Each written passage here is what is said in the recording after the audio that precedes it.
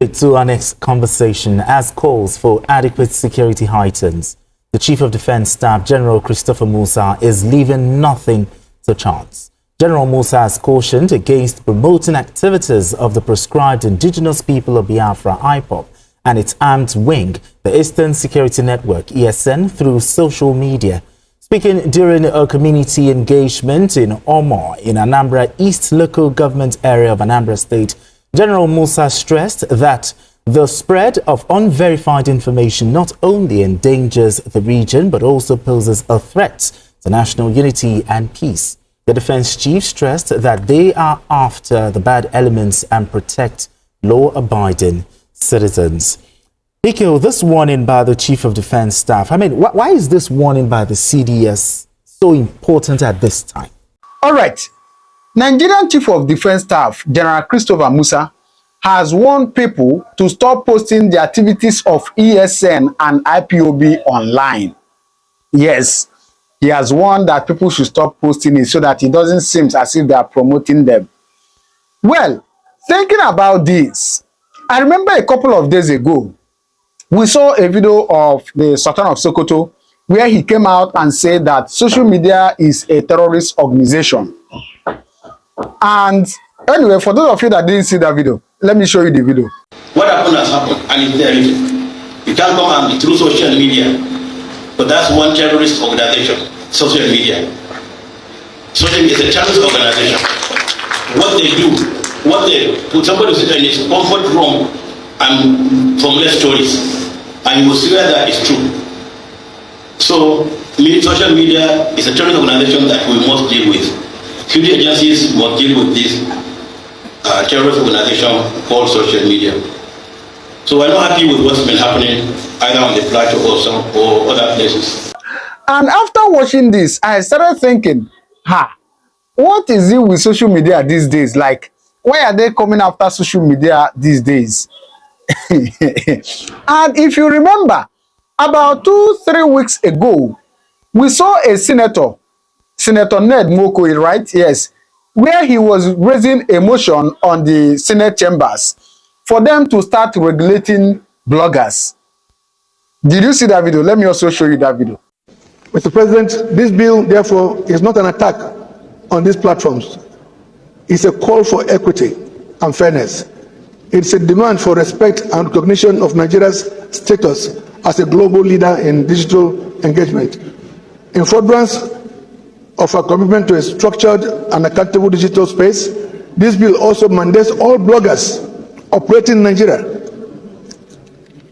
to have an office that is verifiable in any of the capital cities across the country. They must keep proper records of the employees and belong to a recognized national bodies, which shall have its headquarters in Abuja. We cannot continue to have a situation where individuals operate anonymously, spreading information mostly false, without any structure or accountability. Just like traditional media houses, bloggers must be properly registered and regulated to ensure professionalism, transparency, and responsibility in their operations. Mr. President and my colleagues, I urge all to support the passage of this bill. It's a bold step towards ensuring that Nigeria's digital space is not only vibrant, but also fair and just for all stakeholders. But bloggers are slightly different because they can do their business from their bedrooms, they can do their business from their cars, they can do their business from the plane, anywhere they are. So I think the best thing is for the bill to go for second reading, and after the second reading, while we are at a public hearing, a lot of people could be invited to make their inputs. I'm very certain that by the time it comes back to us for possible passage into law, it definitely would have been different and much more streamlined. But at least the general idea is there, and his job was just to provide the general principles. So after seeing all this, I think they think they are afraid now. Maybe in social media. Anyway, I don't know. I'm just bringing this information to you. I just have some things I just have something I want to say, but anyway, let me allow you to watch this analysis that was made by one of journalists in Nigeria, where he said some things about what the Nigerian Chief of Defense Staff, General Christopher Musa, has said about not posting the IPOB activities. Please watch it. Then you drop your comment on the comment section. Maybe we discuss furthermore on the comment section, all right? So please watch this. By the Chief of Defense Staff. I mean, why is this warning by the CDS so important at this time? Yes, because these guys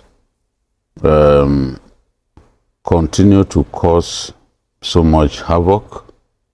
They are a threat to the economic well-being of the Southeast. Look at what they do on Mondays. Mondays are the days when the average Igbo trader wants to open his container and set the tone for the rest of the week. But it is that day that you've chosen to not let people go to work. You think that they should stay inside their houses on on Mondays. Sometimes you even say, okay, you are imposing curfew. Sometimes you say, okay, for the next few days, also number of days, nobody should come out. How do people feed if they do not work? How do people fend for their families if you deny them of the opportunity to earn a living? So, and the rhetorics that these guys come up with, a lot of our young people who have never seen war in their lives, who do not know, they hear stories of war, but they've never experienced it. It's just like what discussed one of my guys, and I said, look, well, if the end result is imprisonment, so be it. And they said, come on, do you know what you're talking about? Because he has seen prison. Exactly. He has seen the four walls of a prison. And he knows what happens in there. There are people who never regain their sanity. Absolutely. I know journalists who are detained by the Abacha regime who never regained their sanity. Some of them died shortly after. Some of my own colleagues. So he said, no, you cannot be talking like this because you have not experienced what we have experienced. I was detained for years. I was jailed and detained for years. I mean, I'm in prison for years. So I can tell you that, look, it's not what you wish, even for your enemy. You can be unlucky. So these people talk about war.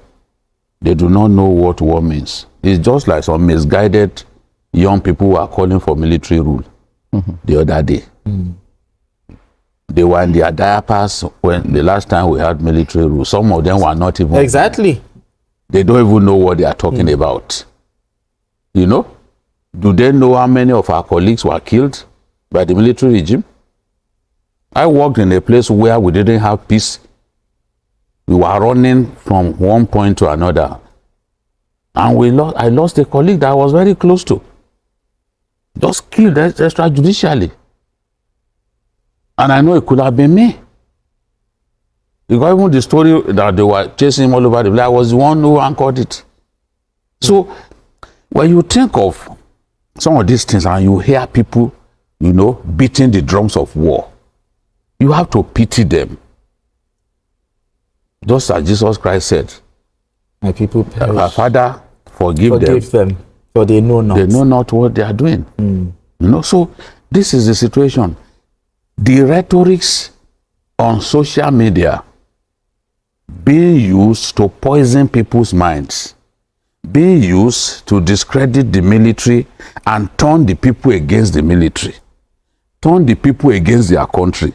These are the things that bother the Chief of Defense Staff. He knows how many of his officers and men have been lost in that area. Because when they man checkpoints, they are fair target Is to go for the outside ESN and Ipob. Absolutely. Especially on the days when you have the sit at home. Even police, most times they don't even man checkpoint because they will come for you. So, and he's saying he doesn't want, he wants this rhetorics to not be promoted by you and I, because what it helps those guys to advance their cause. So young people will think, oh, what they are doing is right, and all that. Young people will see them as proper freedom fighters and all that. The way some people see Simon Ekpa as a freedom fighter, whereas he's been helping himself to good money, you know. But for people who post this thing, what do they stand to gain? Is it for attention, for likes? What really is the aim? What do they stand to gain? It's not for attention. It's not for likes. It's not for reaction. It's for a purpose. And that's why I commend the Chief of Defense Staff. We've said things like that severally here, because it's not really helping. You need to go on social media and see what is going on there. Some just come on social media, they don't really understand the usage, the implication of most posts they put out there. But some, I can say same for some who came with an intention and agenda, and they've been propagating it for a long time.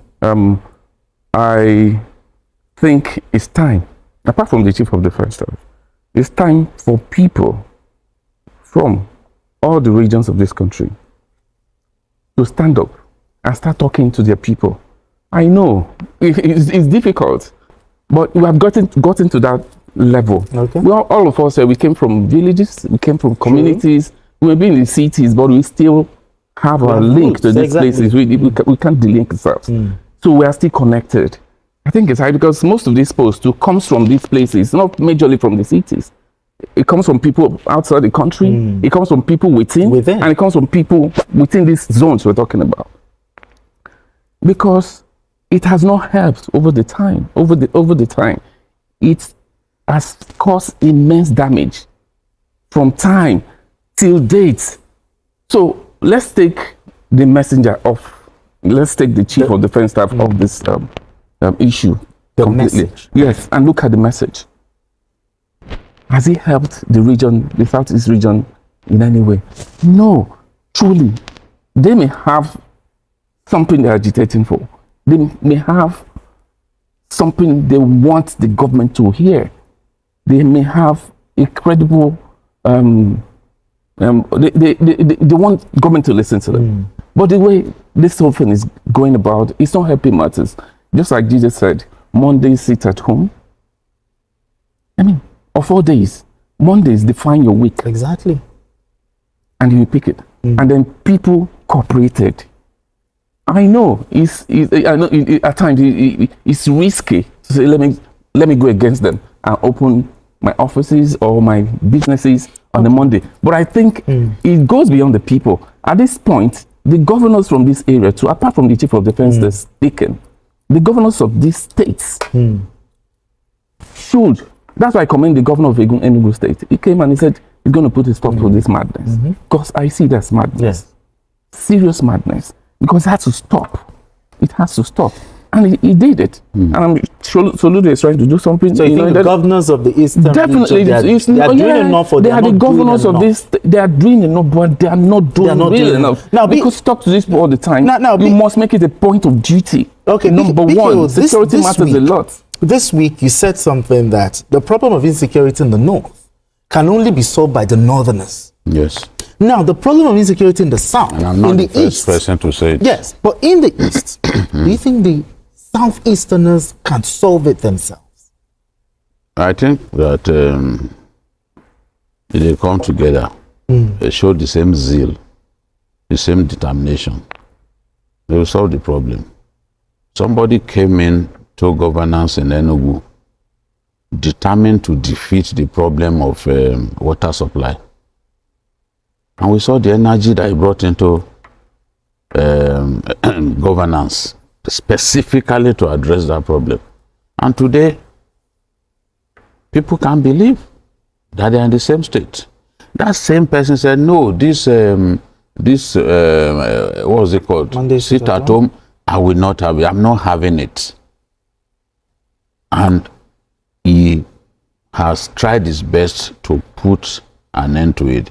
Yes, in the hinterland, you see people still have it. Yes, for a while, for some hours, you see them staying indoors, but after some time, they come out. So it's getting better. It's getting better. Really, it's getting better. So if you face a problem frontally with single-mindedness, chances are that you solve that problem. The will has to be there, the political will. You must have that political will. Otherwise, the problem will remain. It's just like the removal of subsidy. We've seen people talk about it so many times. Before now, it's organized crime. Oh, is this? But nobody had the courage to say, let us make an end to this thing. Because it was benefiting a few. We were subsidizing the luxury of even the already rich. And they were stealing massively from us. Today, that problem is, so it has come with some pains that we cannot deny. But at least somebody found the courage. And you can't also take away the fact that the immediate past president was also minded to not let it extend beyond the halfway into the year, because they actually appropriated money for subsidy with that time ceiling in mind. So it's not a question, it's a decision that both Asiwaju Bola Ahmed Tinubu and Muhammadu Buhari made. Because if they had appropriated money for subsidy for the rest of the year, we won't be, it probably would have been difficult for Asiwaju to take that decision. But they also knew that he didn't have money appropriated for subsidy for the end of the year. So he just said subsidy is gone. All right, gentlemen, we need to go on this quick break. And when we return, the conversation continues. Don't go anywhere. Still, John, let's hang out. All right. So you have seen it. What do you think? Drop your comment on the comment section. And please do not forget to subscribe to this channel if this is your first time coming across my channel, right? Thank you very much. I'll see you in my next video. Thank you and God bless you.